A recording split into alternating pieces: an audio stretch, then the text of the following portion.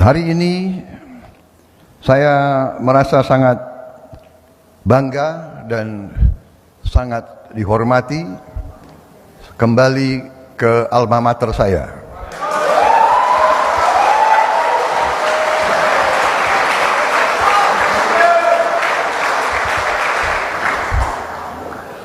Dan memang masih pantas saya pakai kuning-kuning ini.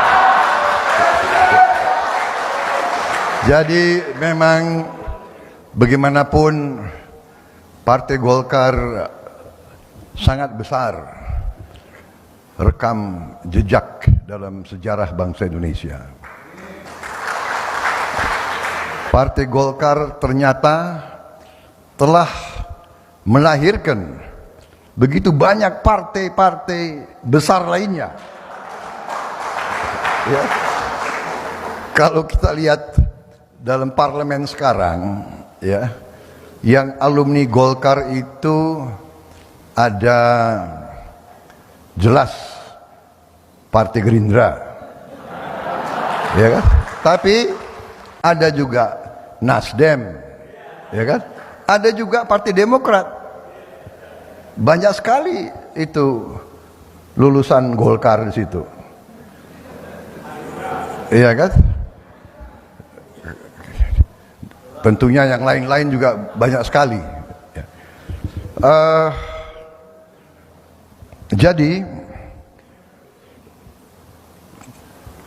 karena negara kita dan bangsa kita begitu besar, yang kadang-kadang kita tidak merasakan,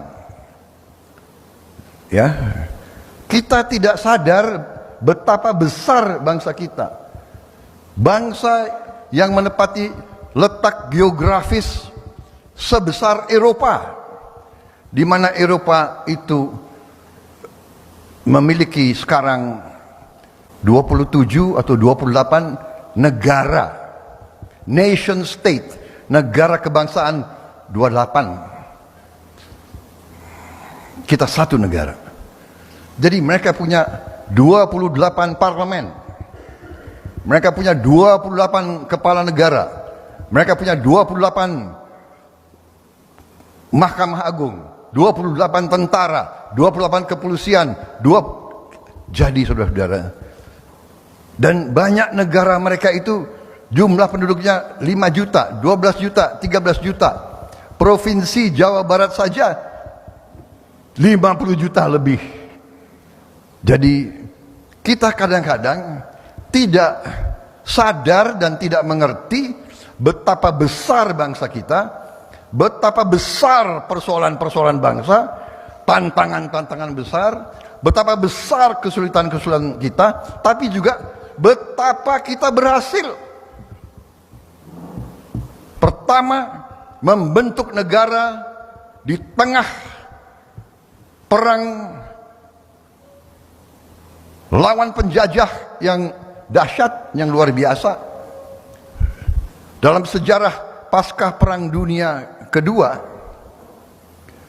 diakui hanya 3 negara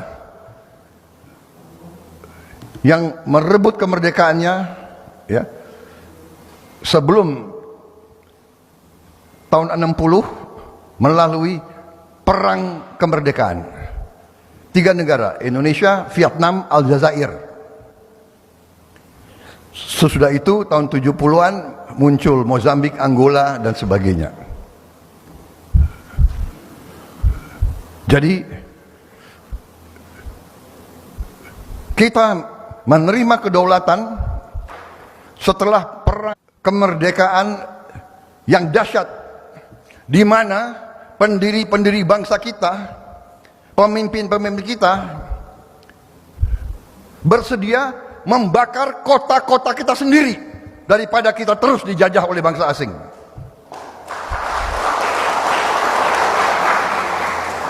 Kita, terutama anak-anak muda, kalian yang akan mengambil alih dari kita semua, jangan pernah lupa, bangsa ini didapatkan melalui perjuangan yang berat, pengorbanan yang besar. Bandung Lautan Api, kita bakar kota kita sendiri daripada dikuasai Belanda. Kita bakar pabrik-pabrik kita sendiri. Kita ledakkan jembatan-jembatan kita sendiri daripada dijajah oleh bangsa asing. Dan begitu kita terima kedaulatan kita, penjajah pun, kaum imperialis itu tidak rela kita merdeka. Mereka meninggalkan bom-bom waktu. Silakan kita buka arsip, silakan kita belajar, kita pelajari sejarah. Begitu banyak indikasi DITI dibentuk oleh Intel Belanda, Angkatan Perang Ratu Adil, RMS, dan seterusnya. Kita ditinggalkan masalah demi masalah.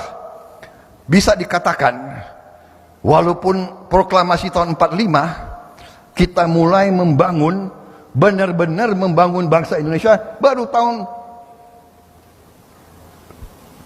71, tahun 869. Jadi saudara-saudara, 25 tahun pertama negara kita penuh dengan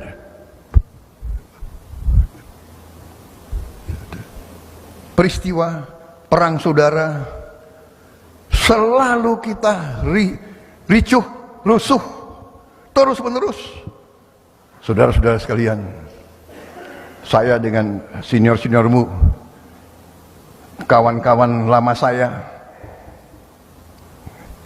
kita lahir dari kancah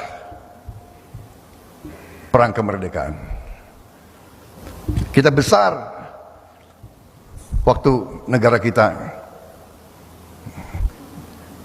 tidak punya apa-apa. Jadi kita saksi sejarah. Kita mengalami, saya mengalami waktu masih kecil, rumah saya diserang oleh masa-masa ya lawan ideologi. Masa PKI waktu itu nyerang di Kebayoran. Kita alami perpecahan demi perpecahan, ricuh. Anda lihat di situ, ada G30S, ada OPM, ada Pereri Permesta, ada Malari, ada dan seterusnya. Saudara-saudara sekalian, what is my point? Apa? Saudara-saudara, ternyata kalau kita benar-benar mau belajar dari sejarah kita sendiri, kita harus sadar dan kita harus mau untuk belajar dan buka sejarah. Kita harus belajar sejarah supaya kita tidak mengulangi kesalahan-kesalahan sejarah, supaya kita tidak terjebak. Saudara-saudara, apa arti yang saya ceritakan? Sebetulnya itu mulai dari 45, tapi ratusan tahun sebelumnya sudah mulai, yaitu penjajah bersilih ganti datang ke Indonesia.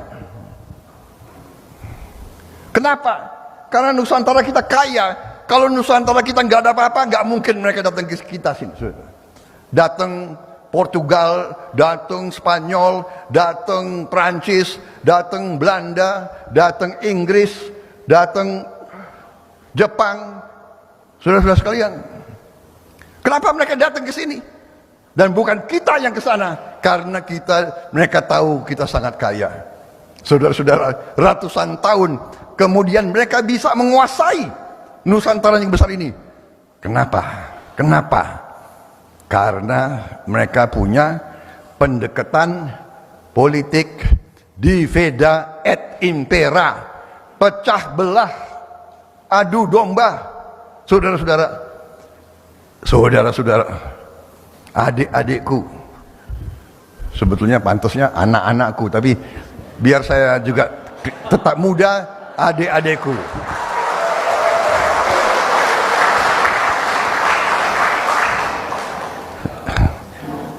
Jadi kalau saya di keluarga saya, kalau ada apa itu anaknya ponakan saya, kalau saya datang nggak boleh panggil saya Eyang, jangan, Pak D. Eyang, Pak D. Begitu dia panggil Pak D, ini nih gue kasih hadiah.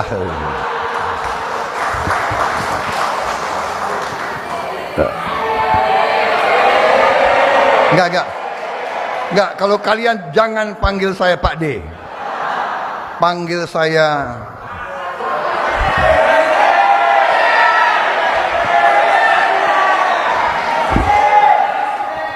saya Akang. Saudara-saudara sekalian. Jadi ini sangat penting. Jangan sampai sekarang ini terus, ilmu ini terus kita mau dikenakan kepada kita. Adu domba, nggak ada apa-apa dibikin apa namanya hoax, ya, berita ini berita itu, orang ini menjelekkan suku ini, orang ini menjelekkan ini, iya kan? Ada nggak ada apa-apa ribut, nggak ada apa-apa ribut, capek kita. Setelah itu karena saya pelaku, saya keluar dari tentara, ya kan? Saya masuk politik. Sebetulnya Pak Ical, sebetulnya ya, Pak Ical ini sudah dikasih nasihat oleh orang tuanya, jangan masuk politik. Iya kan? Kalau bisnis, bicara 20 menit langsung tahu untung atau rugi. Benar nggak? Kalau politik kita bisa bicara 5 jam, nggak jelas juga ujungnya itu.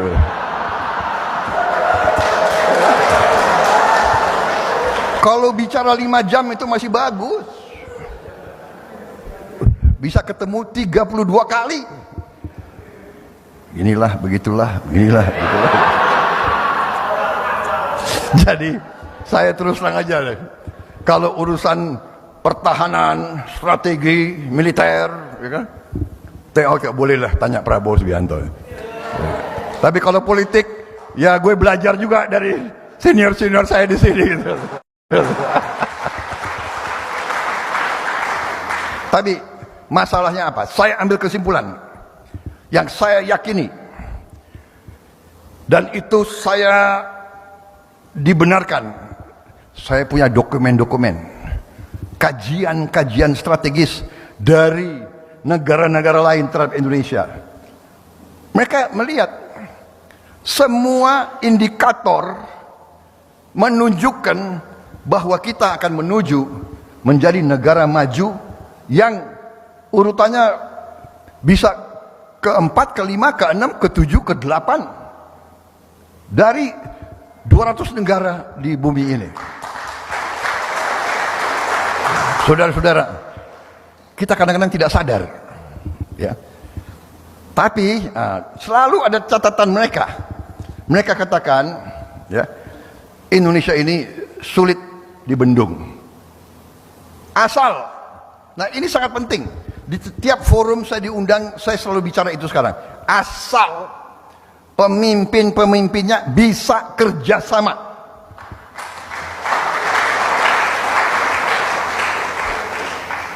Asal elitnya bisa rukun, Indonesia pasti kita maju jadi negara hebat, saudara-saudara.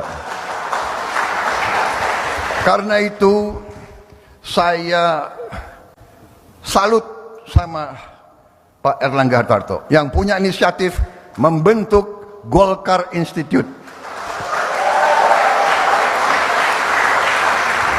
yang juga mengambil pengalaman dari mana saja untuk menyiapkan politisi, kader-kader muda untuk suatu saat tampil di mana-mana. Ini suatu pemikiran yang luar biasa. Jadi saya kira ini Gerindra coba dicatat ya. Saya minta dalam waktu 3 bulan harus ada Gerindra Institute.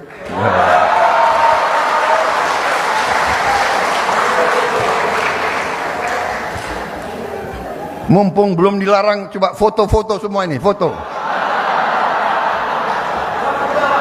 Masa kita harus,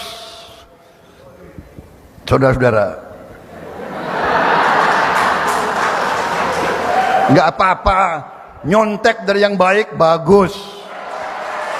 Iya ya. Gila, mereka pakai Lee Kuan Yew Institute. Kita pakai siapa ya nanti?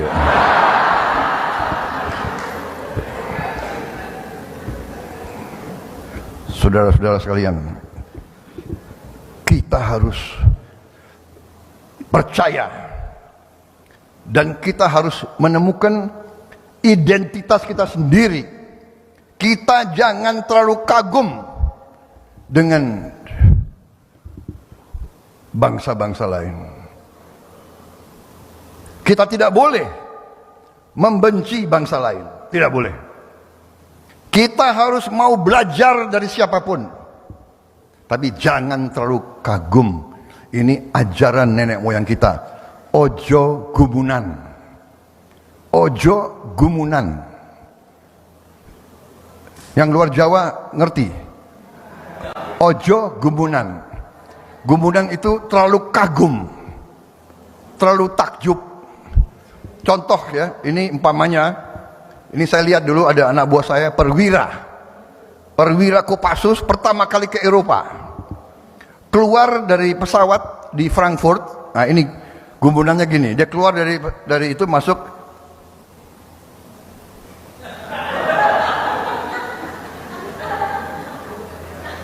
Terlalu kagum. Nggak usah kagum, biasa-biasa aja. Siapa yang sudah pernah ke Eropa? Angkat tangan. Wah, kok bisa banyak yang ke Eropa ini? Golkar. Enggak. Yang belum ke Eropa, angkat tangan. Wah, lebih banyak yang belum ke Eropa. Kalau nanti ke Eropa, saya titip sebagai anak Indonesia, jangan kelihatan terlalu kagum. Ya, biasa-biasa aja. Walaupun di dalamnya kagum, biasa-biasa aja. Dalam kagum ya, tapi jangan kasih lihat.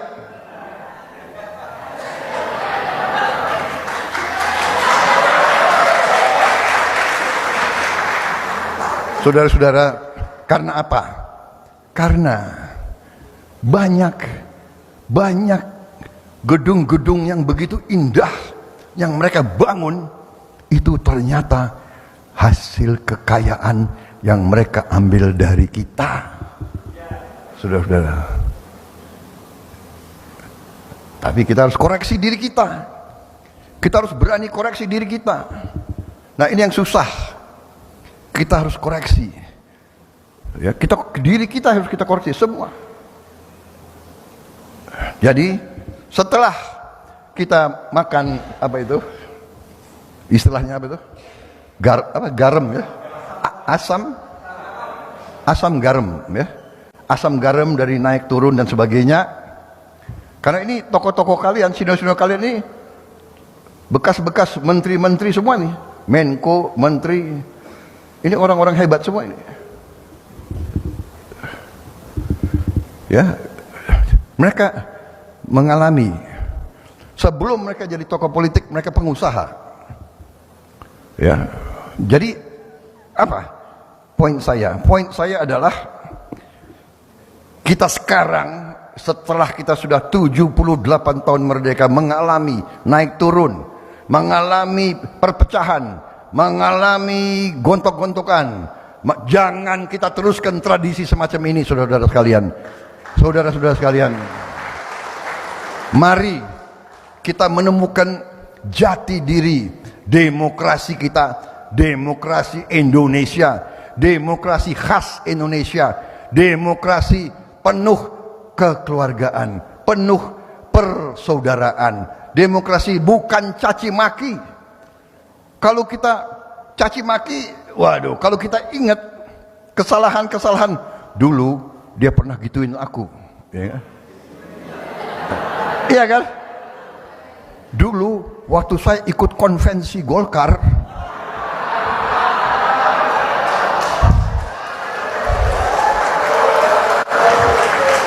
aku dikalahkan Abu Rizal Bakri. Apa membuat saya harus dongkol atau nggak bisa? Beliau kawan saya, senior saya, sahabat saya waktu saya susah, beliau yang bantu saya dulu. Jadi itu maksud saya. Dulu dia ngomong jelek tentang aku loh. Sudahlah, kita kan biasa dalam keluarga kakak adik pun ribut, bertengkar, berbeda pendapat, nggak ada masalah. Sekarang kalau Golkar Institute ini serius, saudara-saudara harus menangkap bahwa pemimpin Indonesia benar-benar sekarang harus hatinya seikhlas-ikhlasnya mengabdi untuk rakyat Indonesia. Dan mari kita koreksi diri. Di semua partai saya lihat kadang-kadang maju tiap pemilu minta dukungan rakyat, begitu jadi ya begitu jadi aneh-aneh. Nah, oke, kita tutup yang pengalaman yang tidak bagus, kita ke depan kita harus cari hal-hal yang baik ke depan. Saudara-saudara sekalian, kita harus bersyukur bahwa di tengah bumi dunia ini yang begitu penuh kesulitan. Ya, kalau saya ditanya sekarang tantangan Indonesia ke depan apa? Tantangan Indonesia menurut saya yang akan kita hadapi bersama sebagai suatu bangsa yang harus kita siap, tantangan ekonomi, tantangan geopolitik, dan tantangan dalam negeri kita sendiri yang tidak bisa kita salahkan orang lain. Yang pertama, tantangan ekonomi kita yang akan kita hadapi adalah masalah pangan, masalah energi, masalah air. Ya, itu pokok. Dan yang lebih besar lagi adalah masalah kemiskinan, masalah yang disebut stunting. Masalah stunting itu adalah masalah kurang gizi, kurang mutu makan. Kenapa? Karena mereka itu tidak mampu, miskin. Berarti tantangan kita semua ke depan, tantangan ekonomi itu, kita harus punya keberanian dari semua partai. Sekarang ini kita harus punya keberanian. Kita harus bertekad mengumpulkan putra-putri terbaik kita. Bersama-sama kita harus menghilangkan kemiskinan dari Indonesia. Dan kita harus punya keberanian. Saudara-saudara, banyak di antara kita sekolah di barat. Saya sekali lagi, saya tidak mengajarkan kita anti barat, tidak. Barat itu luar biasa kemajuannya. Saya juga sekolah di barat. Tapi kita harus punya keberanian untuk mengatakan, marilah kita belajar dari pengalaman kita sendiri, dan jangan semua model, semua pelajaran dari negara tertentu kita terima mentah-mentah dan kita laksanakan di Indonesia.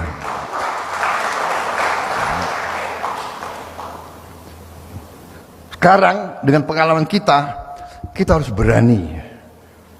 Belum tentu resep formula dari barat harus kita terima mentah-mentah 100%. Kalau menurut saya, mari Golkar Institute salah satu, mari kita belajar. Kita harus kembali ke jati diri kita. Kalau menurut saya, mari kita kembali dalam hati kita, bukan mulut, kepada Undang-Undang Dasar 1945. Bapak-bapak kita, pendiri bangsa kita, menyusun Undang-Undang Dasar 1945 menurut saya dengan cemerlang, brilian. Tokoh-tokoh pendiri republik ini brilian dulu, masih muda. Siapa yang melahirkan Sumpah Pemuda? Oktober 28 tahun 1928. Siapa? Anak-anak 20 tahun. 21, 22, 23. Jadi sekarang mereka bisa melahirkan suatu gagasan, satu nusa, satu bangsa, satu bahasa.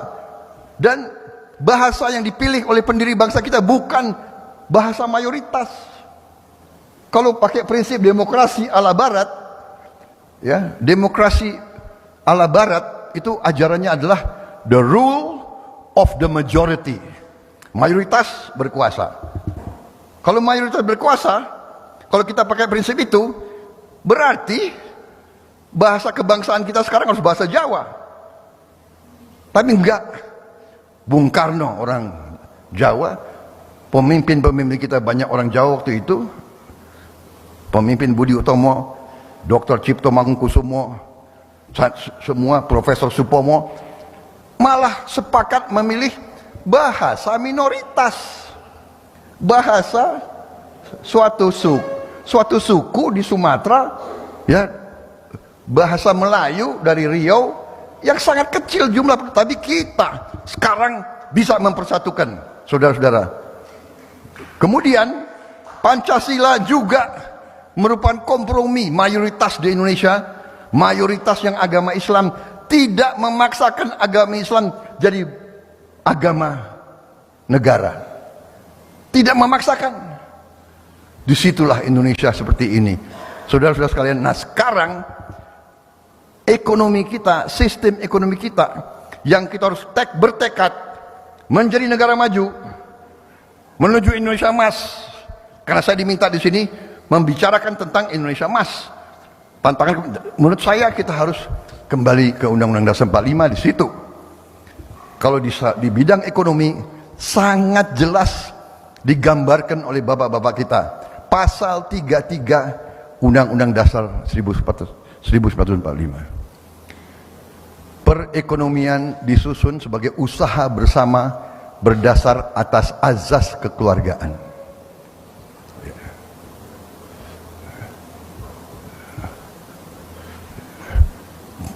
Ayat 2. Cabang-cabang produksi yang penting bagi negara dan yang menguasai hajat hidup orang banyak dikuasai oleh negara. Yang ketiga, bumi dan air dan kekayaan alam yang terkandung di dalamnya dikuasai oleh negara, dipergunakan untuk sebesar-besar kemakmuran rakyat. Saudara-saudara sekalian, tidak ada masalah penafsiran. Ini bahasa sangat sederhana, tapi beranikah kita laksanakan?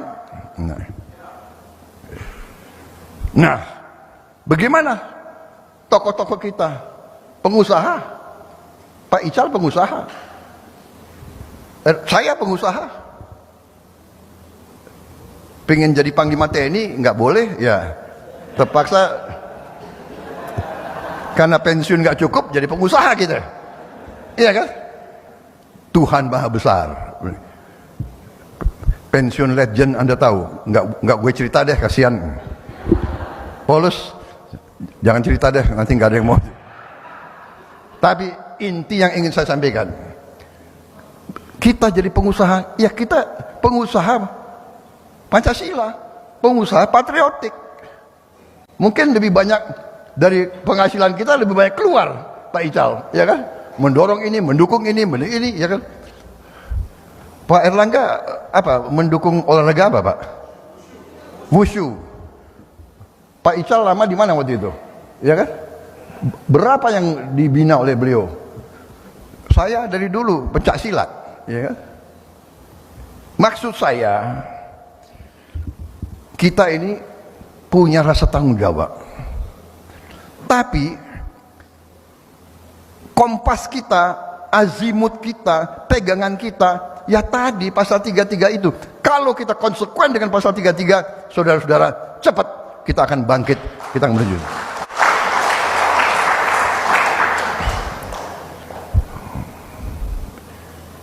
Jadi kita harus sepakat nanti dalam koalisi kita, ya, kita ke depan kita harus jaga benar-benar bahwa APBN, APBD, setiap uang rakyat tidak boleh dibiarkan tidak terkendali untuk kepentingan rakyat semuanya. Itu kita semakin kuat, kita semakin makmur, strategi kita sudah benar yang disampaikan oleh Presiden Joko Widodo. Hilirisasi ini artinya adalah kita tidak mau jadi penyuplai bahan baku. Kita tidak mau lagi. Kita mau bahan baku harus diolah di Indonesia untuk menjadi bahan-bahan, barang-barang yang punya nilai tambah, sehingga penghasilan kita akan tambah luar biasa. Sebagai contoh, saya disampaikan oleh salah satu ahli industri di Jepang, ada satu refinery, ya, refinery yaitu penyuling menghasilkan BBM. Penyuling itu 70% menghasilkan BBM dikonsumsi oleh masyarakat Jepang. 30%-nya adalah limbah. Tapi limbah itu malah bisa digunakan menjadi turunan-turunan yang bermanfaat. Dari penyuling itu menghasilkan 40 pabrik industri menengah, intermediate industry. Dari 40 itu menghasilkan 60.000 pabrik hilir. 40.000 pabrik hilir dari satu refinery. Jadi apa artinya? 40.000 kalau masing-masing pabrik hilir memperkaryakan 20 orang saja, itu berapa? Berapa ratus ribu anak-anak kita bisa bekerja. Itu baru satu komoditas, belum nikel. Nilai tambahnya bisa 67 kali. Boksit bisa 194 kali. Tembaga 77 kali. Saudara-saudara, sawit bisa naik nilainya tambah 79 kali. Kelapa, saya di Amerika, di supermarket di mana-mana orang minum air kelapa di botol, organic coconut water. Saudara-saudara, buka di YouTube, mereka mengatakan turmeric tea adalah menghasilkan kesehatan yang luar biasa, anti kanker, anti ini, anti ini. Turmeric yaitu kunyit. Habis itu dia bikin clove tea. Clove tea. Tidur nyenyak, menurunkan stres, memperlancar digesti. Cengkeh, teh cengkeh, teh kunyit. Saudara cek ajudan saya tiap hari minumnya teh cengkeh dan teh kunyit. Makanya masih. Jadi we are so rich. Kita cengkeh kita punya, kelapa kita punya, rumput laut kita punya. Rumput laut bisa jadi bahan untuk pupuk. Saudara-saudara sekalian, pupuk sekarang jadi masalah. Jadi saudara-saudara, masa depan saudara-saudara kalian gemilang, asal kalian nanti harus belajar, pinter, dan mawas diri. Kalau mau jadi pemimpin politik, jadi pemimpin politik yang benar-benar mengabdi kepada rakyat yang kita cintai. Kita harus bertekad menghilangkan kemiskinan dari bumi Indonesia. Saudara-saudara, katakanlah yang kaya di Indonesia hanya 1%, katakanlah, berarti 2,7 juta. Kalau 2,7 juta orang ini, ya kan, tiap bulan membantu 10 keluarga saja, membantu entah kasih modal, kasih apa, 27 juta tiap bulan, 1 tahun hilang kemiskinan dari Indonesia. Saudara-saudara sekalian, mau atau tidak, berani atau tidak, saudara-saudara, tidak boleh lagi kita membiarkan rakyat kita ada yang susah makan, tidak boleh. Karena itu saya waktu bersama dengan tim dari Golkar, dari PAN dan koalisi, dalam diskusi ekonomi kita mencanangkan 10 fokus kebijakan. Ini yang akan kita laksanakan. Karena itu saya berharap juga bantuan daripada Golkar untuk mengkaji, menyumbang dan memformulasikan langkah-langkah implementasi. Ya. Kita jangan sekarang bicara gagasan besar. Sekarang harus rencana pelaksanaan. Saudara-saudara, Pak Jokowi sudah meletakkan dasar ekonomi Pancasila yang saya sebut. Kembali ke slide ekonomi Pancasila. Apa itu ekonomi Pancasila? Ekonomi Pancasila adalah ekonomi yang merupakan gabungan terbaik dari kapitalisme dan yang terbaik dari sosialisme. Itu menjadi ekonomi jalan tengah oleh bapak-bapak pendiri bangsa kita. Ekonomi Pancasila adalah ekonomi jalan tengah, terbaik dari kapitalis, terbaik dari sosialis. Nggak bisa kapitalis murni, yang kaya tambah kaya, yang miskin ketinggalan. Sosialisme murni tidak bisa bekerja, ya kan?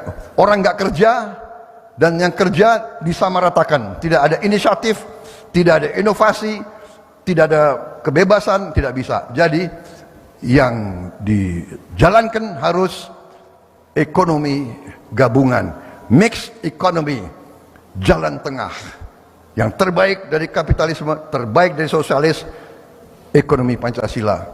Ekonomi Pancasila adalah ekonomi yang tidak ragu-ragu untuk intervensi membantu rakyat yang paling lemah. Saudara-saudara sekalian, kalau rakyat yang miskin diangkat dan dia dapat penghasilan yang bagus, artinya apa? Uang beredar di masyarakat, berarti mereka ingin beli, dia mau beli baju, beli sepatu, dia mau kirim anaknya sekolah, ekonomi kita bangkit, semua roda ekonomi berjalan. Saudara-saudara sekalian, saya kira kembali ke 10 fokus. Ini yang saya lempar. Saya dibantu oleh beberapa pakar. Pakar-pakar saya sangat profesional. Profesor-profesor itu kalau dilihat, diperhatikan, hampir botak semua. Berarti mereka sangat pintar. Pak Burhanuddin coba buka kopiah kalau bisa. Jadi saudara-saudara, masalah pangan sudahlah, jangan main-main sama pangan. Kita bisa swasembada pangan, sangat mampu. Saudara-saudara sekalian, ternyata Indonesia punya 24 juta hektar rawa. Kalau dari 24 juta hektar rawa saja, 10 juta saja kita pakai untuk pangan sama energi, kita bisa jadi lumbung pangan dunia. Lumbung pangan dunia. Di rawa tidak ada masalah air, ya, tinggal bibit yang cocok, organisasinya bisa 3 kali panen.